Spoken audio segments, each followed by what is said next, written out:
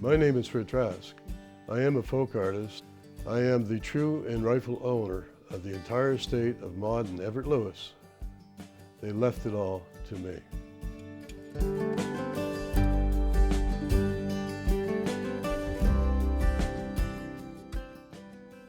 Maud Lewis is one of Canada's best-known folk artists. Her paintings have soared in value since her death in 1970 and are widely collected and reproduced.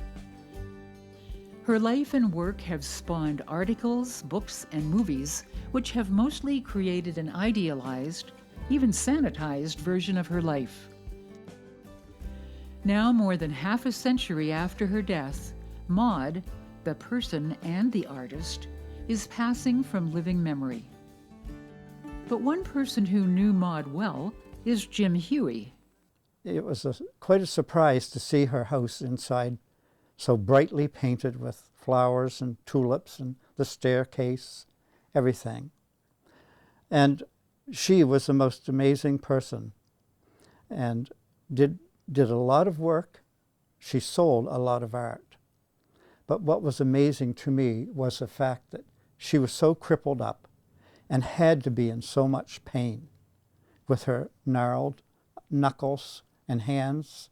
It's a wonder she could hold a brush. Always the house smelled like paint, house paint, because a lot of her paint was watered or, turpentine, mixed with turpentine.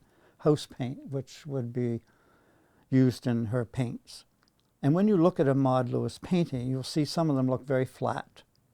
And that's because it was cut down so that the paint went further, She was usually busy on that tray, mixing up her little sardine cans and tuna cans, that was used for her mixing of her paints.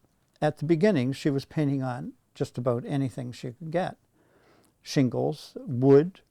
She painted scallop shells. Maud painted on cardboard, as you can see.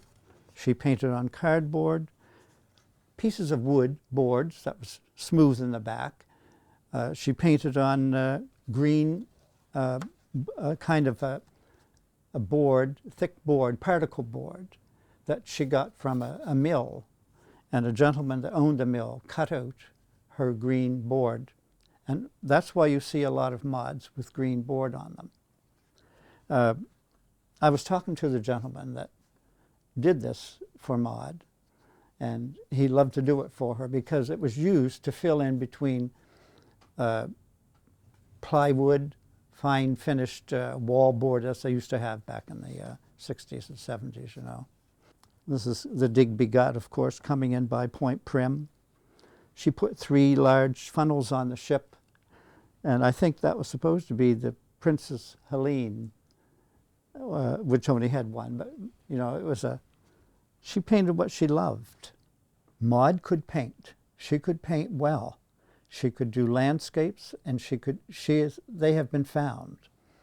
Often they're not signed, but there's still sort of a feel to those paintings I've seen several that she had done, and you wouldn't think they were Maud's, no. But she could be diversified, and she could paint well if she chose to.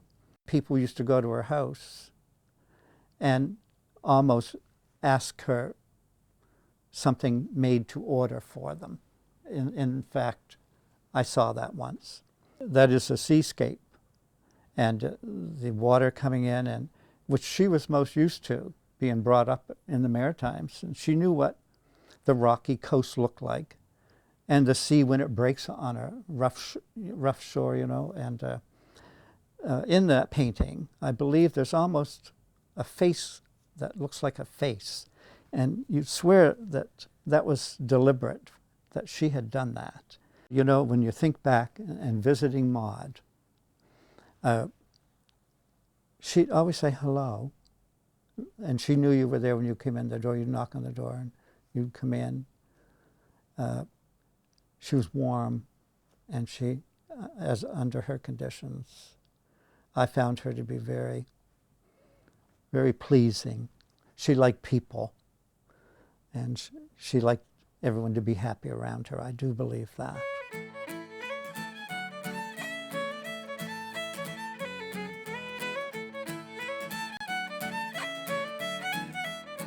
Fred Trask grew up near Maud and Everett Lewis's home, and as a child was a frequent visitor. Maud was my teacher. I grew up in Digby. I went down to see Maud, so I went in there when I was probably 3 years old, sat on her lap when I was 5.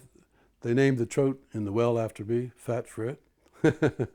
On the stove in her house in Everett's was a white, big, old-fashioned wood stove. On the creamed enameled, she'd paint red flowers. When I came in, I sat in the back couch facing out. One time I was specially invited. I had a meal with them, and it must be an Acadian dish.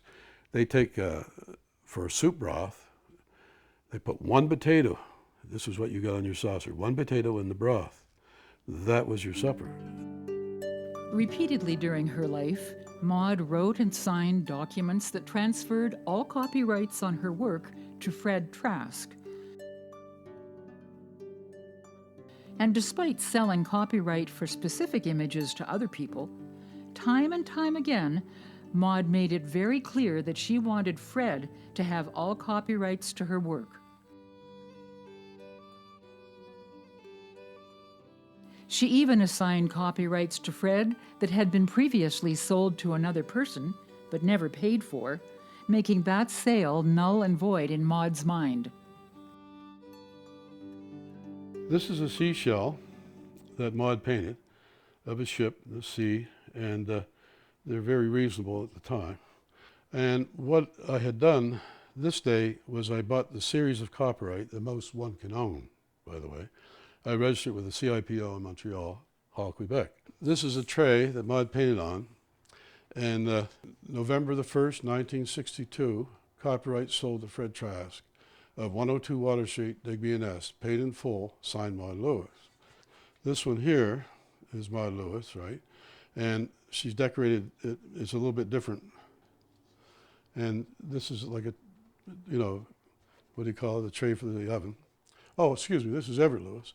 Yeah, so anyway, Everett Lewis, copyright sold to Fred Trask, Digby, Nova Scotia, March 1st, 1962. Also signed as a witness, Maud Lewis, and Everett Lewis' signature up here. This is a Bible that Maud Lewis had as her Bible, and Maud's Bible was given to me by Everett Lewis in 1978, December, about 2 weeks before he was killed. She wrote me a little note in the back, and it says 1970 here. Fred, could you read the Bible? Could you kindly look also after our estate, art copying rights when we're gone, Fred? And it's witnessed by Maud and Everett. April the 27th, 1959. That would have been on my birthday, April 27th. Dear Mr. Trask, thanks for buying all my art copying rights on all my art. And sincerely, Maud Lewis. And that 2 witnesses over. Okay. 2 witnesses present. Roy Campbell signed it, the chief of police.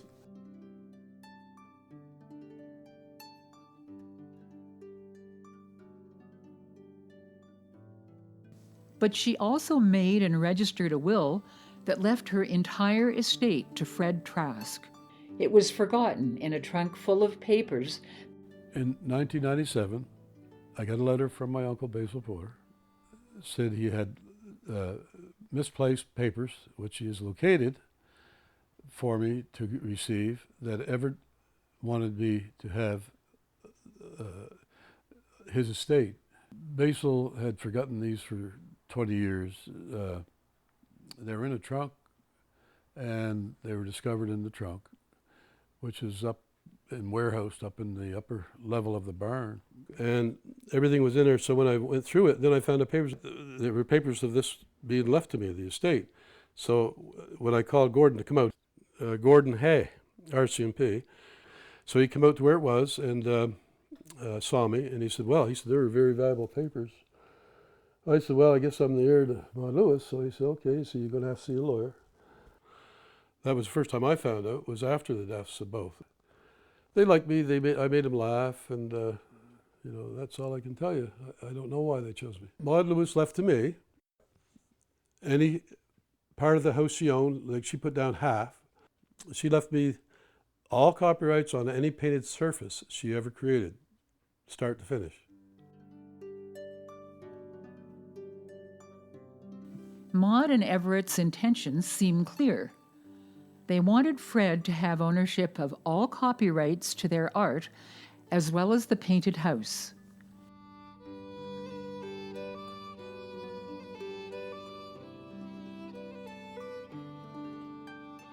They signed documents to that effect many times, right up to this poignant final statement written by Maud just 2 weeks before she died. But how then did it happen that Maud and Everett's clearly stated wishes that Fred should have their entire estate could be so completely ignored by the Art Gallery of Nova Scotia? And what did they base their claim on?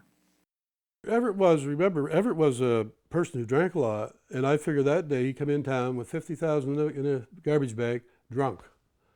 It's possible that Everett might have been nervous about leaving cash at the house when Maud was not there, and decided to take it with him when he went into Digby to see Maud in the hospital.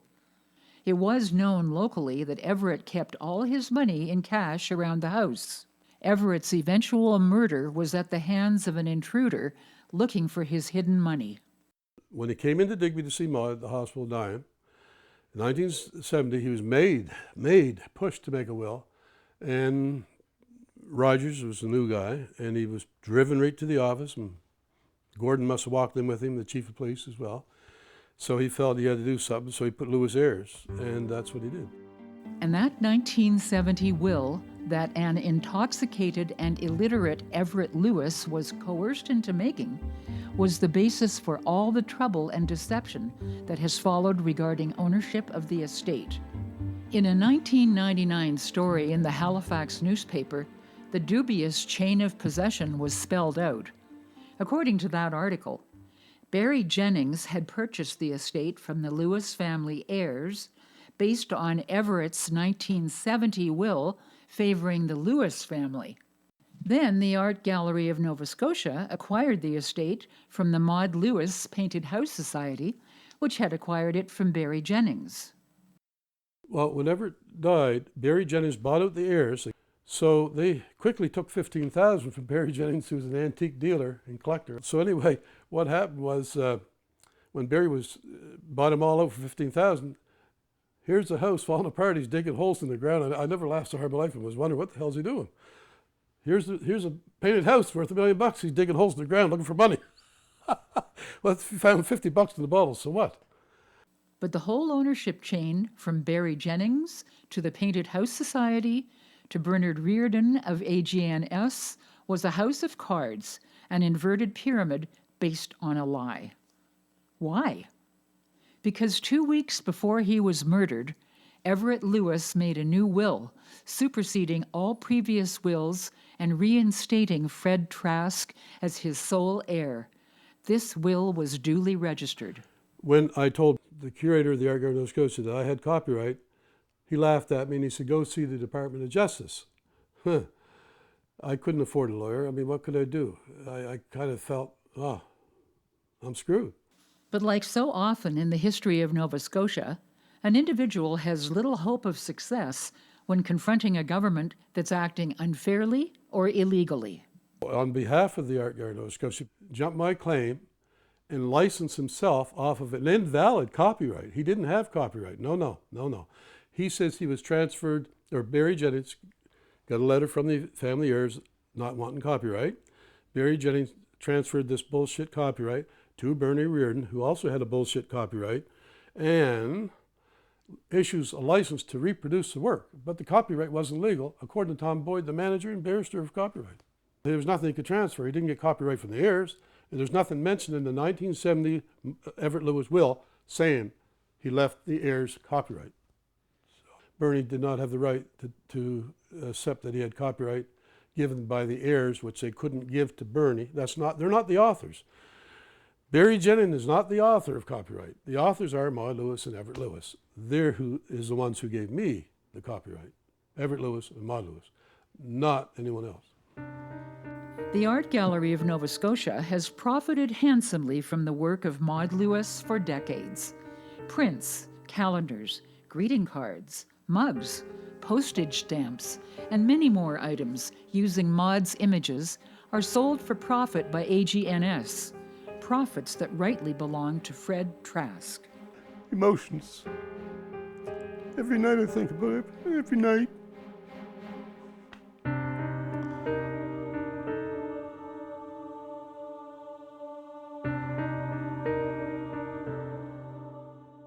As she lay dying from a broken hip and pneumonia in Digby Hospital in July 1970, Maud wrote 3 final letters, 1 to Everett and 2 to Fred.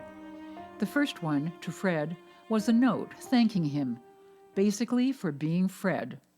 Dearest Freddie, thank you for the flowers. That was so thoughtful of you. Ev said it was awful nice of you also. Lovingly, Maud Lewis. Then, on the day before her death, Maud wrote 2 letters, the first one to Everett. July 29, 1970. Dearest Ev, I love you. You are my teddy bear. Ev, if I can't get any better, I left a will in either the cookie jar or in the tea bag holder in the bottom of it. I want you to give everything to Freddie Trask. If I can say how I feel, he's the only one who cares about the home. And after we're gone, now maybe we should give him all that's left. After all he's done, that's how I feel. No need not to, as after all, who else cares? Get Basil Porter to read this to you. I love you, teddy bear. I hope I could be home, Ev. Lovingly, Maud Lewis. Her final letter was to Fred. Dear Fred, thanks for the flowers. Nice of you. Tell Ev I love him, if you will, for me, as well as yourself. Tell Ev I left a will in the bottom of the cookie jar. I hope you will. Say hi to your father, Harry, for me, Fred.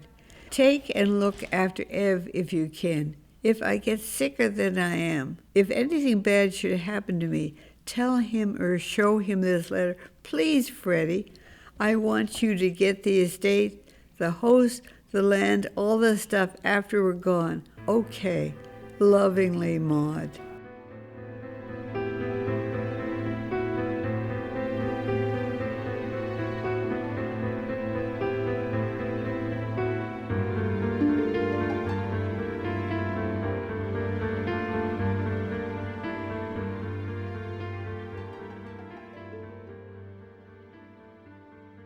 From time to time since the deaths of Maud and Everett Lewis, Fred has tried to bring his claim forward, but in Nova Scotia, the odds do not favor an individual who goes up against the government establishment, and so far, Fred has had no success in his struggle. Over time, it's taken a lot out of him. He loved Maud and Everett, just as they loved him. As Maud herself said in that last letter, Fred's the only one who cares.